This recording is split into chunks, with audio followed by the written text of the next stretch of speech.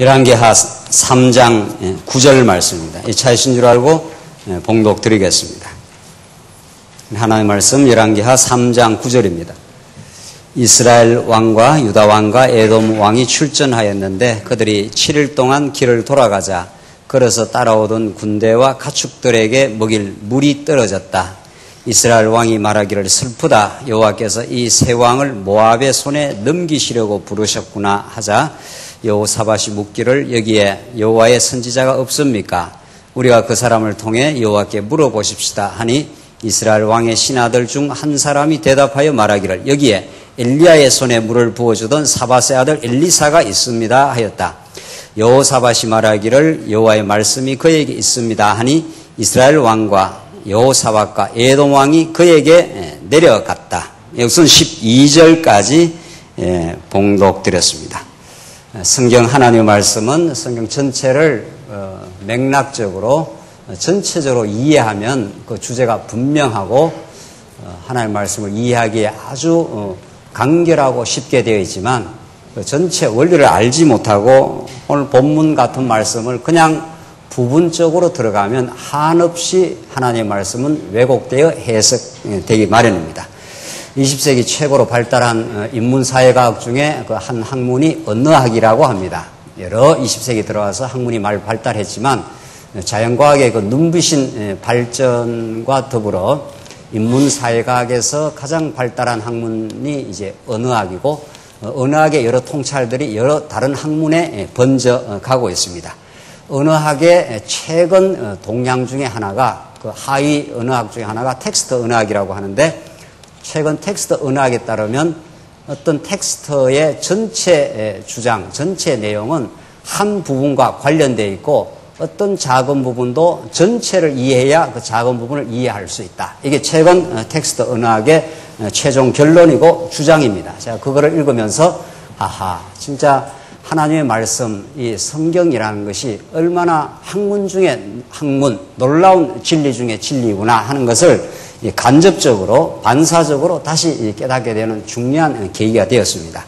오늘 여러분들이 살피는 열왕기 상하에 나타난 엘리사의 등장, 그래서 오늘 3장과 4장으로 이어지는 말씀이 엘리사가 표적으로 교훈하는 내용입니다. 이 말씀을 성경 전체의 구조와 맥락에 이어서 이 말씀을 보지 못하면 여러분과 제 삶에 전혀 참된 양식이 되지는 못합니다. 오늘 본문 말씀은 이제 세 왕이 이스라엘 왕, 유다 왕이 에돔 왕과 연합군을 청정해서 전쟁하러 갔는데 물이 떨어져서 전쟁에 큰 어려움을 겪었다. 그래서 엘리야를 찾아서 엘리야가 표적을 행했다. 그런 내용이에요. 그래서 전쟁에 이겼다가 막판에 또 뒤집기를 당해서 졌다. 이런 내용이에요. 그래서 어쩌란 말이냐. 그런 거예요. 그런 내용으로 오늘 3장 내용에 사건이 전개되고 있습니다.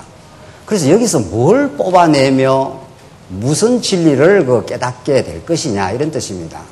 엘리사를 닮아라는 이야기인지 엘리사 한 내용을 찬양을 하라는 이야기인지 무슨 앞뒤가 없는 그런 그 내용으로 오늘 요 3장만 읽으면 그렇습니다. 4장, 5장, 6장으로 계속 이어지는 표적적 사건도 마찬가지예요. 그래서 여러분과 제가 지금 읽어나가는 최근 언어학의 그 이야기의 통찰처럼 어떤 한 부분도 전체와 연관되지 않는 내용이 있을 수 없다. 이것이 이제 최근 아주 고도로 발달된 텍스트 언어학의 주장인데 알고 보면 모든 일반 학문들의 발달과 내용을 들여다보면 모두 성경으로 수렴되고 있습니다. 성경 전체가 하나의 진리고 성경의 어떤 부분, 오늘 본문 내용도 성경 전체의 주제에 걸려 들어가고 우리가 지금 목화 살피는 통치, 언약, 성취, 섭리라고 하는 이런 그 성경의 주제, 그 이후에 섭리로서의 언약과 걸려 들어가고 더 위의 주제, 여호와 하나님의 언약과 걸려 들어가고 신약과 관련해서 그리스도의 성취와 관련되면서 오늘 이 본문이 풀어져 나가는 거죠. 여러분이 이 구조를 지금 알고 계시지 않습니까? 그래서 오늘 최근에 새로 오신 분들도 계시고 그러신데 정말 성경을 창세기부터 전체 흐름을 이해하면 성경처럼 간결하고 단순하고 정말 성경처럼 그 주제가 오롯하게 하나로 딱 귀결되는 수렴되는 그런 그 진리가 없습니다. 그래서 오늘 본문 말씀도 여전히 하나님께서 통치 언약을 이루어 가시는 과정에 이제 이탈 왕조의 그 멸망을 하시면서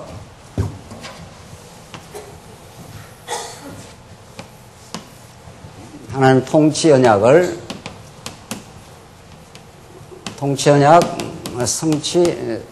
섭리 이게 지금 목화 이 본문의 큰 타이틀이에요. 물론 더 올라가면 섭리로서의 언약, 더 올라가면 여호와의 언약 이렇게 걸려 들어가는 거죠. 그래서 하나예요. 그래서 오늘 이 본문 우리가 내용을 여기서 지금 공부하고 있지 않습니까? 이 부분을 이 부분으로 읽어서 안 된다는 거죠. 텍스트 언약의 통찰에 따르면 전체가 하나로 걸려 들어온다는 거예요. 어떤 부분도 전체로 걸려 들어오면서 딱 하나에 걸려 들어간다. 그래야 그게 제대로 된 텍스트라는 거예요. 성경이야말로 텍스트 중에 텍스트.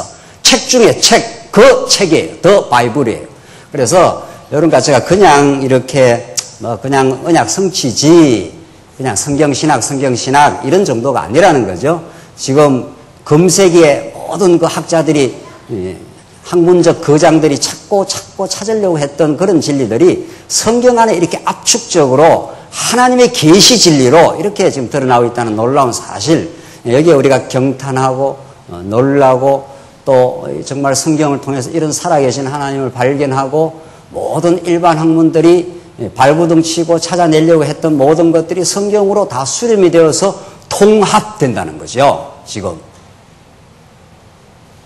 그래서 이런 우리 젊은 세대들도 많지 않아요? 물론 연세 드신 분들도 말씀을 하늘의 양식으로 들을 뿐 아니라 우리 젊은 세대들이 더 많이 연구하고 또 연구하고 해서 앞으로 정말 이 성경신학이 우리 장안주안교회라는 이 지역교회 안에서 이렇게 회자되고 통용되는 이런 진리가 아니라는 거죠. 이건 좀 짧게 잡아서 500년 종교개혁 이후에 그 편협적인 구속사 신학을 넘어서는 좀 길게 잡으면 2000년 교회사에서 그렇게도 진리의 탐구자들이 찾고자 한 그 진리 이렇게 된 거예요. 이게 그런 의미와 가치를 우리가 가지고 있다고 우리 생각한다면 우리가 이 말씀을 듣는 것이 얼마나 복된가. 언약에 신실하신 그 하나님이 이 성경 어디를 통해서도 일맥상통하게 전개되고 있고 그 살아계신 하나님이 여러분과 저의 삶에 신실하게 지금 동행하셔요.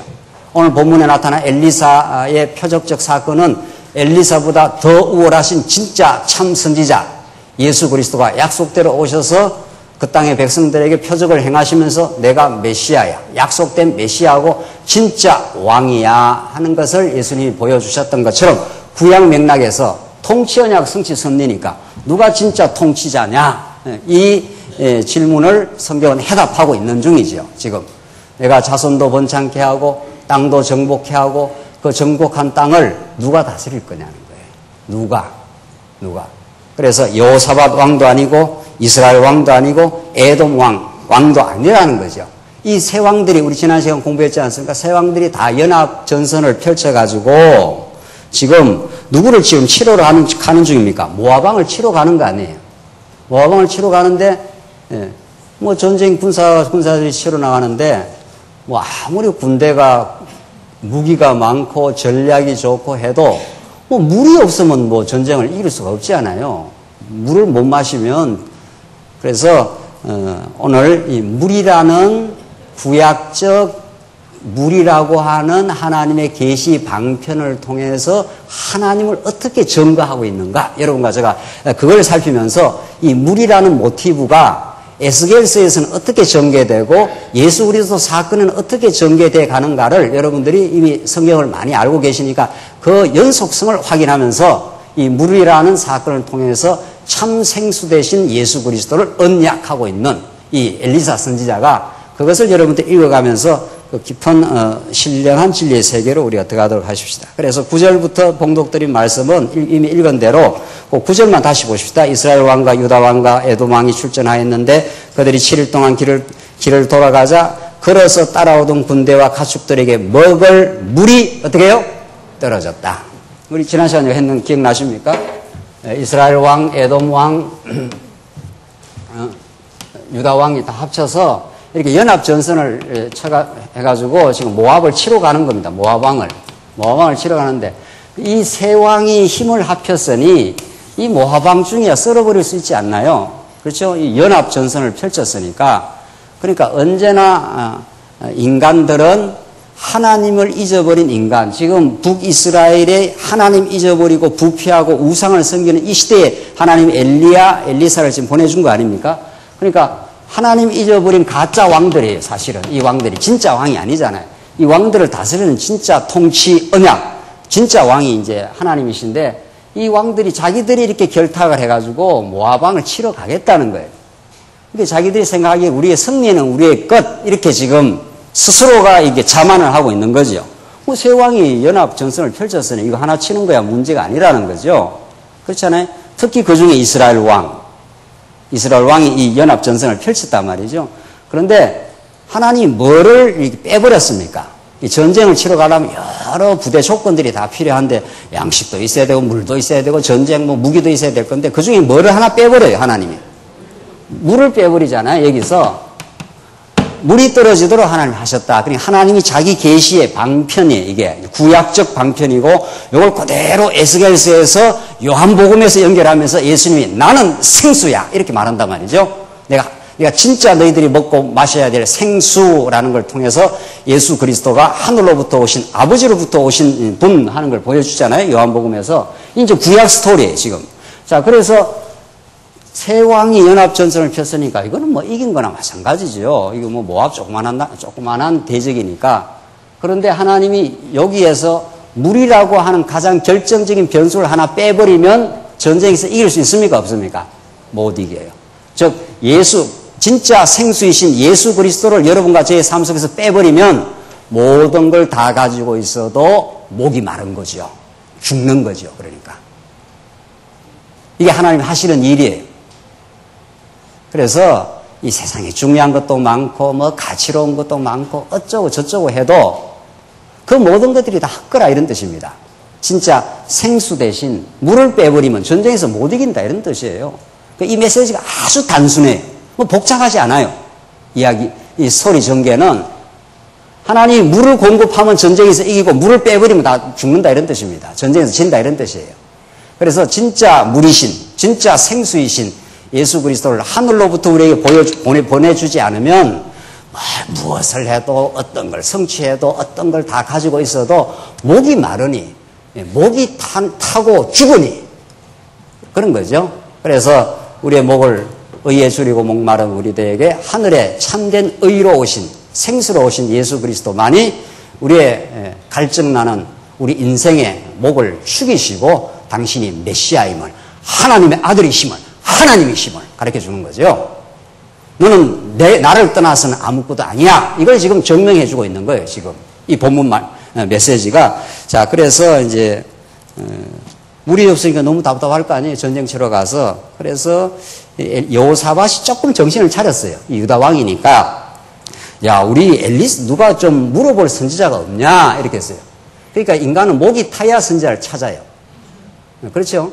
그러니까 여러분과 제가 이 참 선지자의 말씀 예수 그리스도로 이제 오게 된 그 배경 스토리를 다 들어보면 다 목이 타는 과정이 있는 겁니다. 난 이만하면 성공했어, 이만하면 됐어 이렇게 했는데 하나님께서 물을 싹 빼버려요. 물을 싹 빼버리면 죽는 거지요. 그러니까 찾으러 물을 공급해주는 선지자 우리 하나님, 우리 예수님으로 나오도록 하나님이 하셔요. 그래서 지금 이제 여호사밧이 묻습니다. 이 근처에 이렇게 선지자가 없느냐? 그러니까 엘리사가 있습니다. 이렇게 된 거예요. 13절. 엘리사가 이스라엘 왕에게 말하기를 왕과 제가 무슨 상관이 있습니까? 왕의 아버지의 선지자와 어머니의 선지자들에게로 가십시오. 엘리사가 좀 튕기는 거죠. 하니 이스라엘 왕이 그에게 대답하였다. 이러지 마십시오. 여호와께서 이 세 왕을 불러 모아 모압의 손에 넘겨주려 하십니다. 우리가 너무 답답합니다. 우리 세 왕이 연합해서 정쟁 치러 가는데 물이 떨어졌으니 우리가 지금 다 죽을 지경이고 물 떨어졌으니까 무슨 수로 살겠어요, 지금. 그러니까 우리가 전쟁에서 패배하게 됐다. 14절 그러니까 엘리사가 말하기를 제가 섬기는 만군의 여호와께서 살아계심을 두고 맹세하는데 만일 유다왕 여호사밧의 얼굴을 생각하지 않았더라면 제가 왕께 눈길도 주지 않고 쳐다보지도 않았을 것입니다. 유다왕 여호사밧 때문에 내가 좀 도와주는 줄 알아. 지금 그 말이죠. 그래서 15절 이제 제가 수금 타는 자를 불러주십시오 하였다. 수금 타는 자가 수금을 연주할 때 뭐라고 그랬습니까? 여호와의 능력이 그에게 임하였으므로 이렇게 됐어요. 결국 성경 모든 언약 성취의 사건들은 뭐를 보여주기 위한 배경 지금 장치들입니까? 여호와의 뭐를? 능력을. 그렇죠? 예. 그러니까 너희들의 능력으로 전쟁에서 이기고 지고 하는 게 결정되어 있는 게 아니야. 지금 그 말을 지금 보여주는 거 아니에요. 성경 어디를 보더라도. 그렇잖아요? 예. 그래서 이제 선지자가 계속 지금 이제 표적을 행하는데 계속 이제 나가요. 이제 3장, 4장, 5장. 전부 하나님의 능력이 아니면 도저히 어떻게 할 수가 없는 사건을 일으킵니다. 자식이 죽는다라든가, 독이 있는 음식이 생긴다라든가, 먹을 것이 없다라든가, 기름병 한 번밖에 없다. 지금 앞으로 이제 4장에서 전개되는 그런 내용이 한 메시지를 전달해요. 너희들은 여호와의 능력이 아니면 죽어. 이런 말이죠. 실제로. 하나님의 능력이 임해야 너의 영혼이 살아나고 너의 삶이 정말 윤택해지고 진짜 삶이 사는 것 같이 살아. 이렇게 이걸 지금 가르쳐주는 말씀이에요. 이 땅의 모든 걸 다 누리고 다 가지고 있어도 물을 빼버리면 죽는다 하는 것을 지금 이런 사건을 통해서 보여주십니다. 그래서 여호와의 능력이 그에게 임하였으므로 이렇게 되어 있어요. 그러니까 선지자라는 것은 하나님의 능력을 가르쳐주는 하나님의 종인 거죠, 결국은. 16절 엘리사가 말했다. 여호와께서 말씀하시기를 이 골짜기에 웅덩이를 많이 파라 하시고 또 말씀하시기를 너희가 바람을 보지 못하고 비도 보지 못하였을지라도 이 골짜기에 물이 가득 차서 너희와 너희 가축들과 짐승들이 마실 것이다 하였으니 이는 여호와 보시기에 작은 일일 뿐입니다. 여호와께서 모압도 왕들의 손에 넘기실 것입니다. 왕들이 모든 요새와 모든 성읍들을 치고 모든 좋은 나무들을 쓰러뜨리며 모든 샘물들을 막고 모든 밭을 돌밭으로 만드실 것입니다. 아침이 되어 곡식제를 드릴 무렵에 보니 물이 에돔길을 따라 흘러와 그 땅에 철철 가득하였다. 철철은 없어요. 그러니까 지금 보십시오.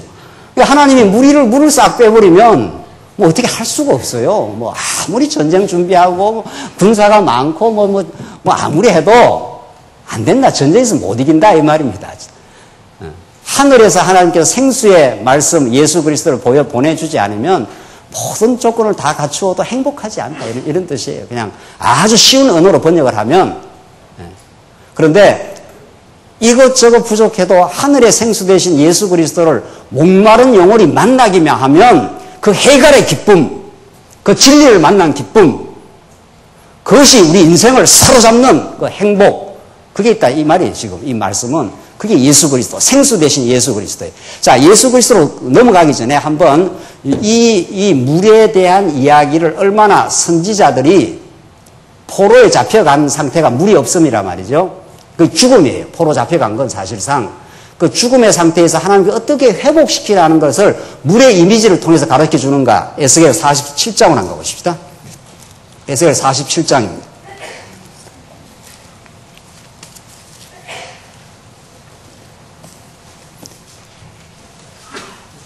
물은 하나님을 자기 계시하는데 아주 중요한 그 방편 중에 하나였습니다. 그래서 지금 열왕기 상하에서 물이라는 물이 떨어지고 또 물이 흘러넘치는 사건을 통해서 하나님의 능력과 그 생명을 보여주신 하나님이 에스겔 47장에 보시면 에스겔은 이스라엘 백성들이 부패의 극치에 달아서 하나님께서 이스라엘을 뽑아내버렸습니다. 그래서 만방에 다 흩어버렸고 포로 70년 포로간의 죽음의 상태, 그런 상태로 포로 생활하고 있는 상태, 하나님께서 에스겔 선지서를 통해서 너희들의 창녀됨, 너희들의 범죄함, 이것을 에스겔 전반부에서 폭로시키고 에스겔 후반부 중에 47장 내용이 다시 회복할 것을 물의 이미지를 통해서 가르쳐줘요. 47장 1절을 보십시다. 그가 나를 그 성전의 입구로 다시 데리고 가셨다. 보아라, 그 성전의 앞에 동쪽을 향하고 있었는데 물이 나오잖아요. 물이 그 성전 문지방 아래에서 동쪽으로 흘러나오고 있었다. 그 물은 성전의 남쪽 문지방 아래 곧 제단 남편으로 흘러내려가고 있었다. 그가 나를 북문으로 데리고 나가 바깥으로 돌아 동쪽을 향하고 있는 바깥쪽 문으로 데리고 가니 보아라 물이 남쪽으로 흘러나왔다. 그 사람이 손에 줄을 잡고 동쪽으로 나가면서 청규빗을 재어 나에게 물을 건너가게 하시니 그 물은 발목 높이 정도의 물이 되었다. 또 그가 천규빗을 재어 나에게 물을 건너가게 하시니 무릎 높이의 물이 되었다. 그가 또 청규빗을 재어 나에게 건너가게 하시니 허리 높이의 물이 되었다. 그러니까 물이 점점 채워져서 이렇게 자꾸 넘치게 된다 하는 걸 지금 이런 식으로 보여줍니다. 5절 보십시다. 그리고 그가 청규빗을 재니 내가 건널 수 없는 강이 되었다. 자, 물이 철철 넘치면서 점점 불어나더니만 허리 높이까지 오더니만 이제 그게 막 넘쳐가고 이렇게 큰 대하, 강을 지금 이뤘다는 거죠. 이는 물이 수영해야 할 만큼 불어 건널 수 없는 강이 되었기 때문이다. 그가 내게 인자여 보았느냐 말씀하셨다. 그리고 그가 나를 인도하여 강둑으로 되돌아가게 하셨다. 내가 되돌아왔을 때 보아라. 강둑 이쪽과 저쪽에 나무가 많이 있었다. 그가 내게 말씀하셨다. 이 물은 나오잖아요. 동쪽 지역으로 흘러 아라바로 내려가 바다로 들어간다. 물이 바다로 이르게 되면 바닷물이 치유될 것이다. 이스라엘 백성이 얼마나 깊은 병을 앓고 있었는지 하나님의 그 놀라운 은혜 가운데 그 약속의 땅에 하나님이 넣어줬지만은 북이스라엘은 북이스라엘대로 남쪽 유다는 남쪽 유다대로 우상을 섬기며 그것이 자기들의 행복이라고 하는 하나님을 정면에서 도전하는 그 치유 불가능한 그들의 범죄. 그래서 너희들은 한번 만방에 한번 흩어질 수밖에 없어. 그래서 에스겔 시대에 다 흩어버렸습니다. 다 흩었어요. 그리고 하나님 에스겔 선지자를 통해서 이 물의 비유를 통해서 그 물이 점점 동쪽 문에서 차고 올라오는데 점점 무릎 높이로 허리 높이로 그래서 철철 흘러 넘치는 강이 되어 그것이 바다로 건너 바다를 이루어 그래서 그 썩은 바다 물이 치유되게 될 것이다. 이렇게 말해요. 이제 회복의 역사예요. 이게 구약적 하나님의 회복의 역사에 물을 하나님께 사용하시는 거죠. 9절을 보십시다. 그 강물이 들어가는 곳마다 모든 생물이 번성하며 살게 되리니 물고기가 매우 많을 것이다. 이는 이 물이 들어가면 바닷물이 치유되고 강물이 들어가는 곳에는 모든 것들이 살 수 있기 때문이다. 이게 이제 치유의 힘을 갖고 있는 새롭게 하는 힘을 가지고 있는 진짜 생명력을 가지고 있는 물이에요. 그래서 하나님이 지금 에스겔에게 이런 생명력의 물, 치유의 힘을 갖고 있는 물, 궁극적으로 부활의 그리스도를 죽었던 인생을 살리는 물, 생수, 부활의 그리스도. 이걸 지금 다 이렇게 상징하고 있는 거죠. 자, 그래서 10절 보십시다. 엔게디에서 에네글라임까지 어부들이 강가에 설 것이다. 그곳이 거물 치는 곳이 될 것이며 물고기가 큰 바다의 물고기처럼 각종 종류대로 매우 많아질 것이나 진펄과 개펄은 되살아나지 못하고 소금 땅이 될 것이다. 이 강 이쪽과 저쪽 북에는 온갖 과일나무가 자랄 것이니 그 잎사귀는 시들지 않고 그 열매도 그치지 않을 것이다. 그것이 매달 새 열매를 맺을 것인데 나오잖아요. 새 열매를 맺을 것인데 너희들은 다 죽었던 영혼들, 죽은 열매, 진짜 열매 맺을 수 없는 죄악된 존재들. 그러나 하나님께서 약속했기 때문에 너희들 반드시 다시 회복시킬 건데 그 회복의 징표가 물이라는 거예요. 지금. 그래서 물이 철철 차고 올라와서 강을 이루고 바다에까지 이루고 그래서 그 물이 치유하는 힘을 가지고 있어서 이제 새 열매를 맺게 되는데 이 물이 성소에서 나오기 때문이다. 그 열매는 음식이 되고 그 잎은 치료제가 될 것이다. 이게 에스겔 선지자에게 보여준 회복의 환상이에요. 너희들은 다시 돌아가게 된다. 흩어졌다가 다시 모이게 될 것이고 고토로 돌아가서 너희들의 썩었던 죽었던 영혼들의 치유의 힘이 등장하고 하늘로부터의 역사가 일어나서 새 열매를 맺게 되는 놀라운 역사가 너희 삶 속에 일어나게 될 것이다. 나는 여호와야. 이렇게 되는 거죠, 지금. 그러니까 이미 지금 열왕기 상하에서 통치 언약을 보여주면서 전쟁의 승리와 패배가 세 왕의 연합 세력의 힘에 있은 게 아니라 물에 달려있다는 걸 보여줬지 않았어요? 물을 주면 승리하고 물을 빼버리면 아무리 강대한 힘이 있어도 패배하는 거 아니에요? 그런 사건을 통해서 에스겔은 물의 이미지를 통해서 하나님이 너희들을 이렇게 놀라운 방식으로 치유하게 만들고 그 상처를 다 아물게 만들고 하나님 여호와를 다시 발견하는 그 놀라운 역사, 성전을 짓고 나라를 새로 건설하고 고토로 돌아가는 그 기이한 역사가 구약에 이렇게 지금 전개되고 있어요. 여기까지가 구약이에요. 구약의 역사서 선지서니까 지금. 그렇잖아요. 이 구약의 역사서와 선지서는 두말을 할 나위 없이 장차 진짜 생수의 근원으로 오시는 예수 그리스도를 가르쳐 주는 거죠, 지금. 그래서 요한복음 4장으로 한번 가봅시다. 진짜 예수님 그렇게 말씀을 하시나 안 하시나? 요한복음 4장 봅시다.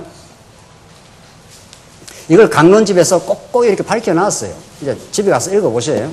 요한복음 4장 13절, 14절 보십시오. 요한복음 4장 13절, 14절. 예수께서 대답하시되 하여 말씀하시기를 이 물을 마시는 자는 다시 목마를 것이나.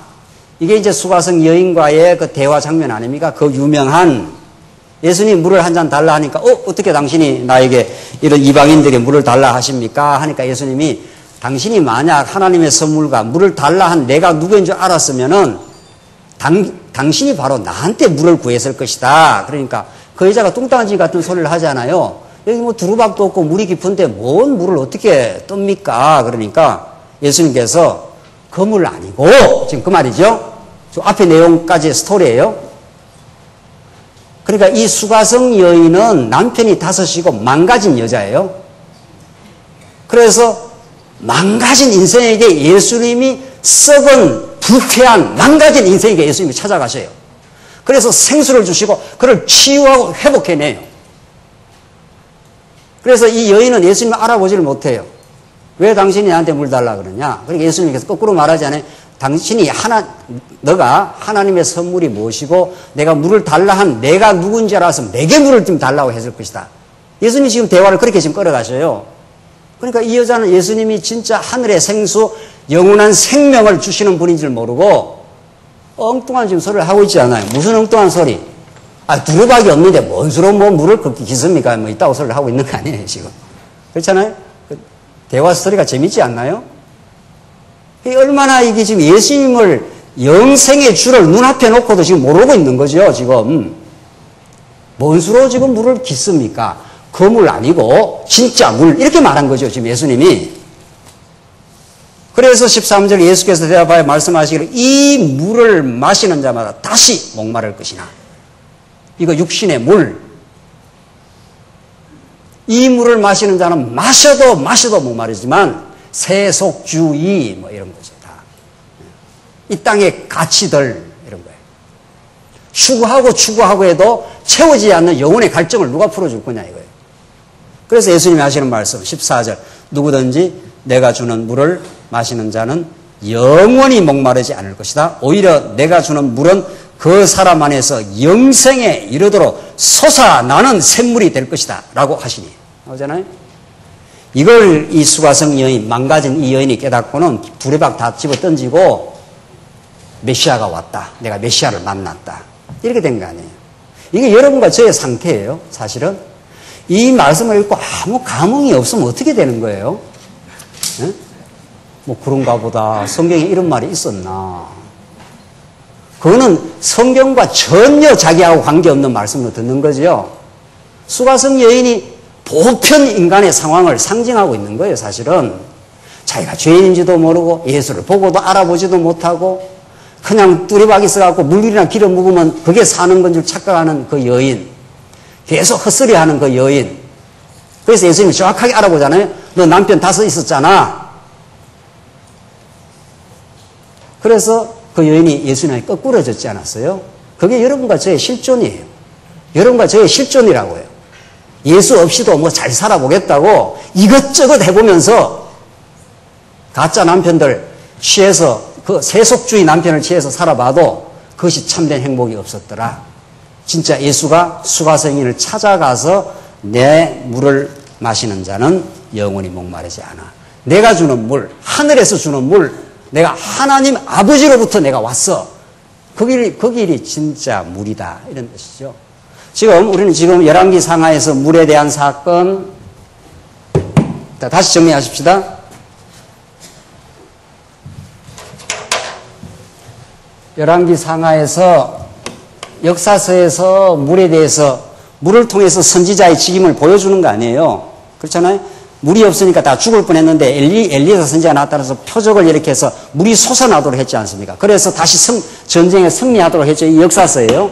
그 다음에 선지서에서 이 사건을 더 심도 있게 에스겔 선지자에게 하나님께서 물이 무릎으로 허리로 강물이 되어서 철철 흘러 넘쳐서 그 물이 생명을 상징하는 거니까 여러분과 제가 물을 안 먹으면 죽는 거니까. 근데 그 구약적 물은 진짜 생수로 오시는 이 물을 마시는 자마다 영원히 목마르지 않는 예수 그리스도의 생수 되신 예수 그리스도를 지금 언약하고 있는 거죠, 사실은. 그래서 지금 이 나라를 다스리는 분이 누구신가 하는 걸 엘리사 선지자를 통해서 물이라는 방편을 통해서 승리와 패배를 주관하시는 여호와 하나님의 전능한 능력 통치자 왕을 보여주시는 거죠. 그래서 예수 그리스도가 오셔서 진짜 우리의 생명과 사망을 주관하시는 분, 우리의 참된 생수를 주셔서 영원히 목마르지 않도록 해주시는 분, 그가 우리를 다스리는 왕, 이런 거죠, 지금. 그래서 우리는 요한복음 수가성 여인 사건을 통해서 다 우리가 죄인인지도 모르고 그냥 이 땅의 것만 보고 살았던 우리들에게 죄가 무엇이고 하늘이 열리는 경험이 어떤 것이고 하나님 우리를 의롭다 하신다는 이 놀라운 은총이 무엇이며 정말 목말랐던 우리 영혼에 진짜 생수를 부어주시는 예수는 그리스도이심. 이게 지금 열왕기 상하에서 이 물 사건을 통해서 우리에게 보여주는 사건이에요. 이게 여러분들이 이미 성경 여기저기를 통해서 다 구조적으로 알고 있는 내용이에요. 그러니까 이제는 여러분들이 그냥 이렇게 강론만 따라오지 마시고 이렇게 성경을 보시고 강론집을 보시고 스스로 이렇게 신구약을 왔다 갔다 하면서 이렇게 얼마든지 진리의 상상력을 통해서 여러분이 양식을 삼을 수 있어요. 그렇잖아요? 진짜 예수 그리스도가 생수 되시는 거구나. 예수 그리스도가 참 하늘의 양식이구나. 그를 먹고 마시는 것이 진짜 우리의 삶이구나. 그게 삶의 목적이구나. 이렇게 되는 거죠.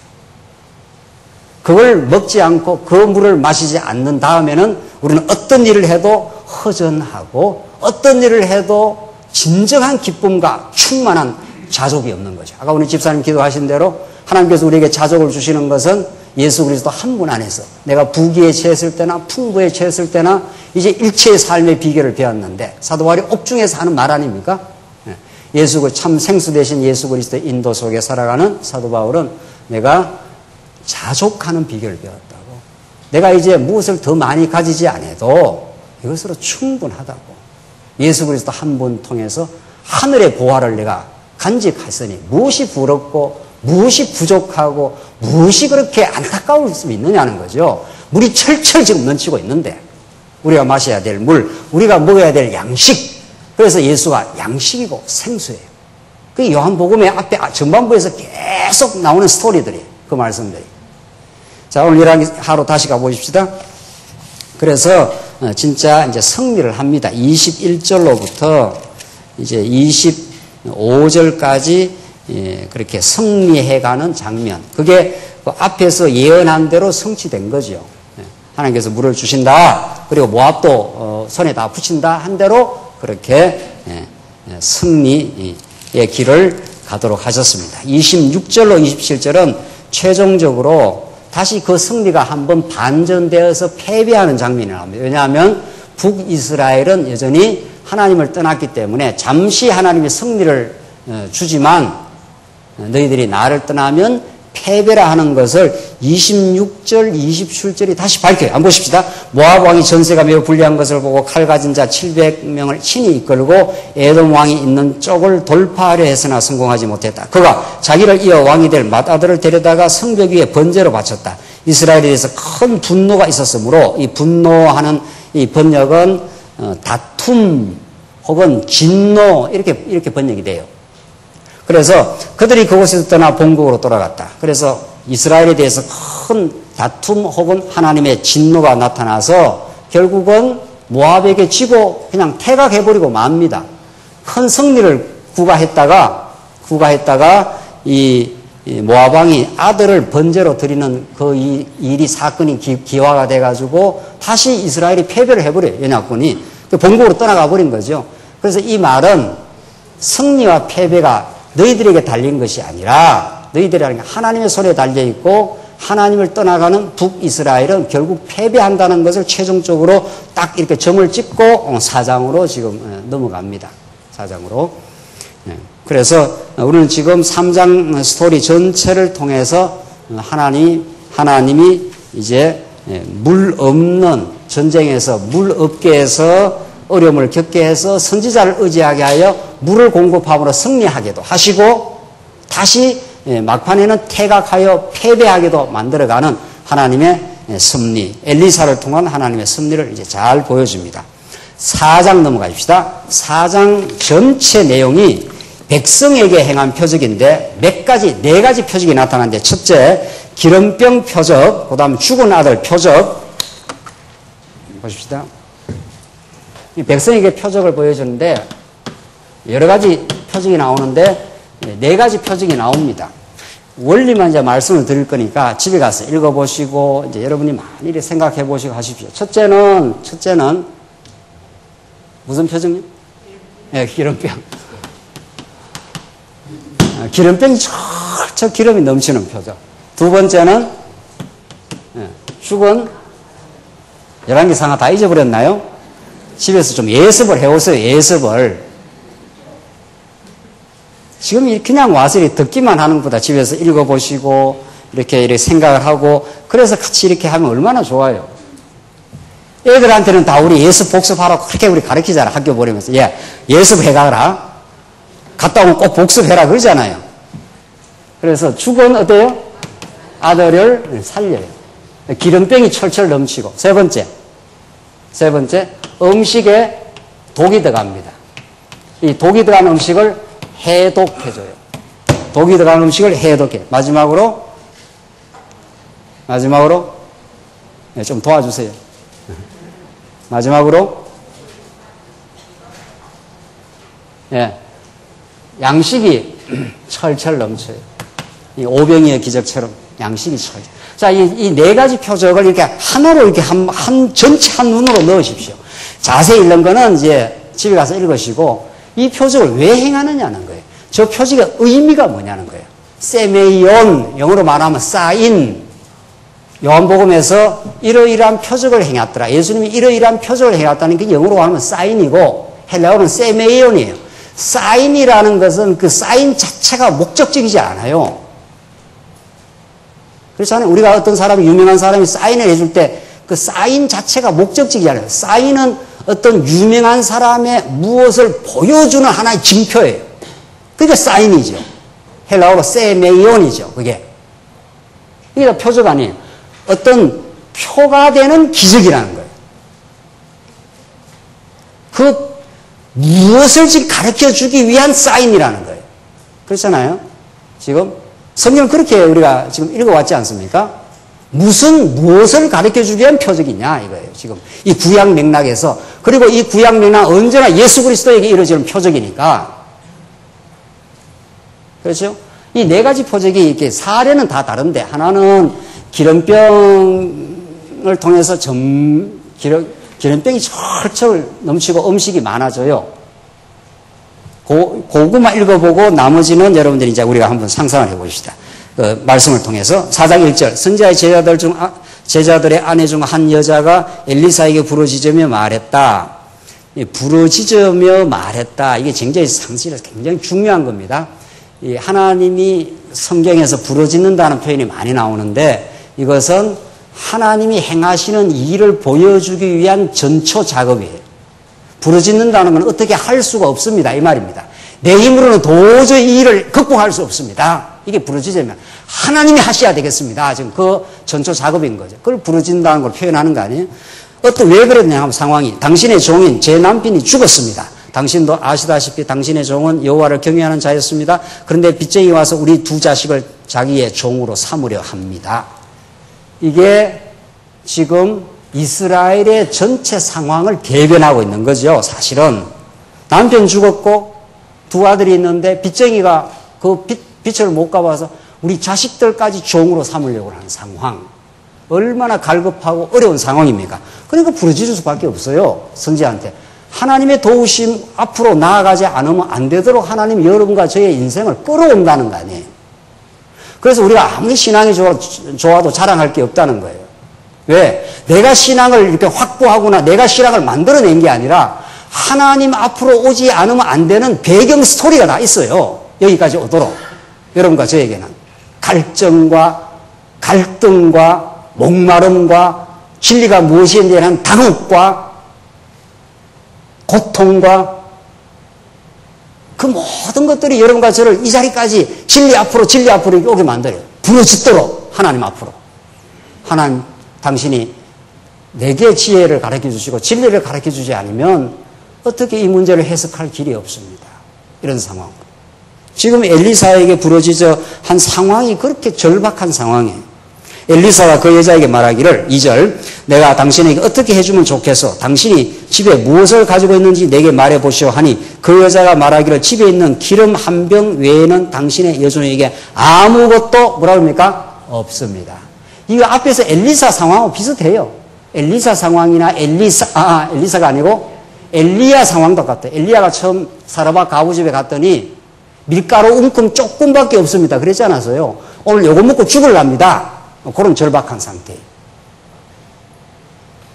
그러니까 엘리야 선지자가 나타나는 상황이나 엘리사 선지자가 나타나는 똑같아요. 이게 예수 그리스도가 이 땅에 나타나는 상황. 400년 동안 캄캄한 어둠이 진행되고 죄악이 번창하고 그 당대 유대인들은 갈 길을 알지 못하는 그런 상황. 그게 여러분과 저의 상황이에요, 사실은. 그래서 우리가 진리를 만난다는 거, 이게 얼마나 놀랍고 기이한 하나님의 배경적 과정을 통해서 오늘 이 진리 앞으로 오게 만들어 주셨는지 우리가 그걸 생각하면 말할 수 없는 은혜가 넘치는 거죠. 그래서 이 여인이 아무것도 없습니다. 기름 한 병 요거만 지금 달랑 먹고 나면 다 죽어야 됩니다. 우리 자식이 지금 종으로 잡혀가야 됩니다. 지금 이런 상황. 엘리사가 말했다. 밖에 나가서 당신의 모든 이웃들에게 그릇을 빌려오시오. 빈 그릇을 빌려오되 적게 빌려오지 마시오. 그릇을 많이 빌려오라는 겁니다. 그리고 들어가서 문을 잠그고 당신의 아들들과 함께 그 모든 그릇들에 기름을 부어서 채워지는 대로 옆으로 옮겨 놓으시오. 그릇을 무조건 많이 가져오는데 그 기름병이 철철 이제 채워질 거라는 거예요. 5절 여자가 엘리사를 떠나 그 아들들과 함께 문을 닫고 들어가. 문을 다 닫았으니까 누가 가져다 준 건 아니죠. 그렇잖아요. 문을 안 닫았으면 누가 옆집에 사람이 가져다 줬거나 하는 건데 문을 닫고 들어가 그 아들들이 그릇을 가져다 주는 대로 기름을 부었다. 그릇에 다 채워지자 그 여자가 자기 아들에게 그릇을 더 가져와라 하였으나 그가 그 여자에게 대답하기를 그릇이 더 이상 없습니다 하니 기름이 그쳤다. 그러니까 동네방네 그릇 다 가져오라는 거예요. 예? 그래서 기름은 그릇을 온통 그릇을 챙겨놨는데 그 빈 그릇에 기름이 철철 넘친 거죠. 그릇 더 가져오라니까 그릇이 없습니다. 그릇이 이제 더 이상 없을 정도로 온 동네방네 그릇을 지금 다 갖다 놓고 지금 방 안에 철철 넘칩니다. 이 말이죠. 그래서 7절 그 여자가 가서 하나님의 사람에게 알리니 엘리사가 말하기를 가서 기름을 팔아 당신의 빚을 갚고. 구약에서 이 기름이 얼마나 귀한 건데요. 예? 구약에서 말이죠. 이 당시에 요즘으로 말하면 엄청난 그 값이 나가는 그 상품이란 말이죠. 그러니까 그 기름이 철철 온 방 안에 막 그릇이 다 동인할 정도로 하나님께서 기름을 다 철철 넘치도록 해놨으니 빚을 갚고 남은 것으로 당신의 아들들과 생활하시오 하였다. 살아나라 이 말이죠. 우리는 기름 한 명밖에 없어서 죽고 아들은 종으로 잡혀갈 수밖에 없는 상황인데 하나님은 엘리사를 통해서 그 많은 그릇들에 기름이 철철 넘쳐 그것을 팔아 빚을 갚아 이런 말이죠. 이게 지금 뭘 가르치는 거예요? 도대체 이런 사건이 지금 무슨 사건이냐 이거예요. 이 사건이 도대체 이런 사건이. 그래서 하나님은 여러분과 저에게 다 뺐습니다. 여러분과 저에게 먼저는 항상 이 박탈하는 사건이 있어요.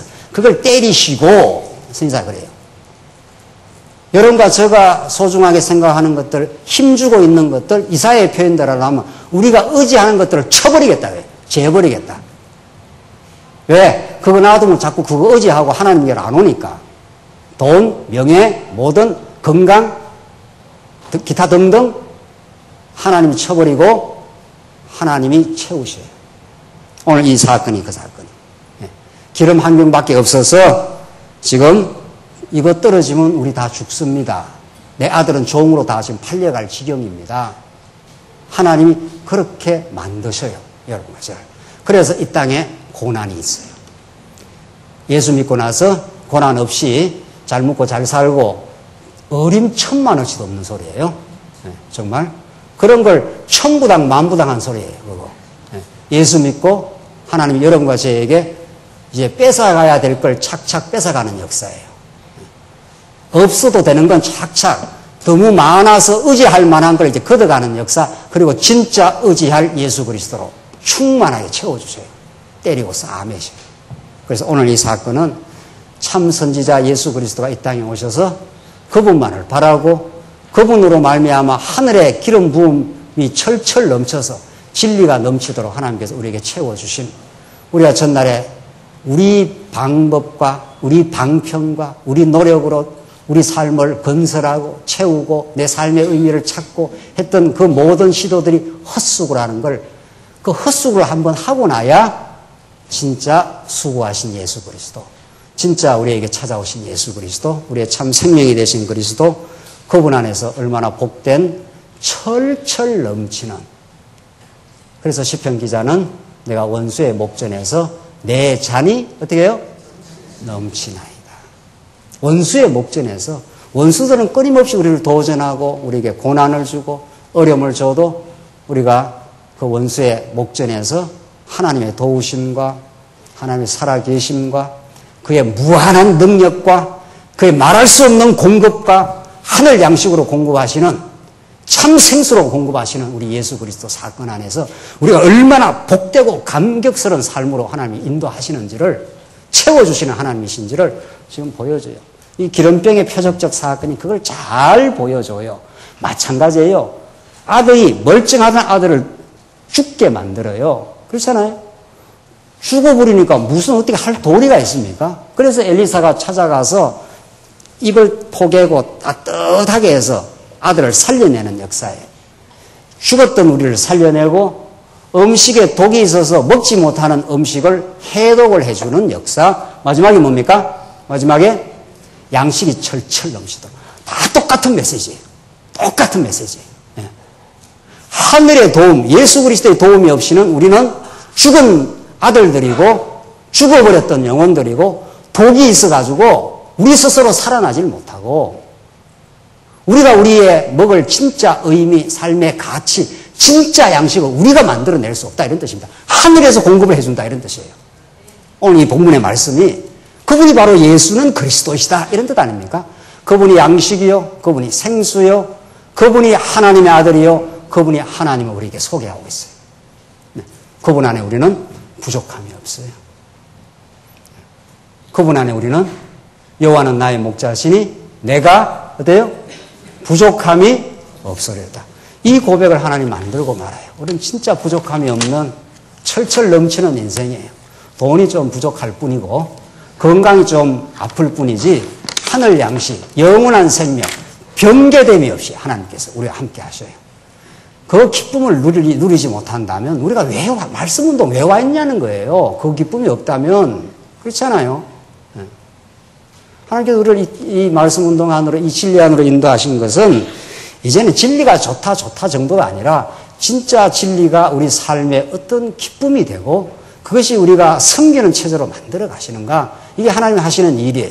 여러분과 저에게 이 풍성한 기쁨을 하나님이 주고야 마시는 그 집요하시고 신실하신 하나님 살아계셔서 우리에게 참 생수 되심을 오늘 이 본문이 우리에게 넉넉하게 가르쳐 줍니다. 이제 부러워할 것도 없고요. 진짜 두려울 것도 없고요. 영생을 주신 하나님, 우리 이 자체로 만족하고 자족한 사도 바울의 고백이 여러분과 저의 진정한 고백이 되어 참 승리가 있기를 바랍니다. 기도하십시다. 자비하신 하나님 아버지, 은혜를 감사합니다.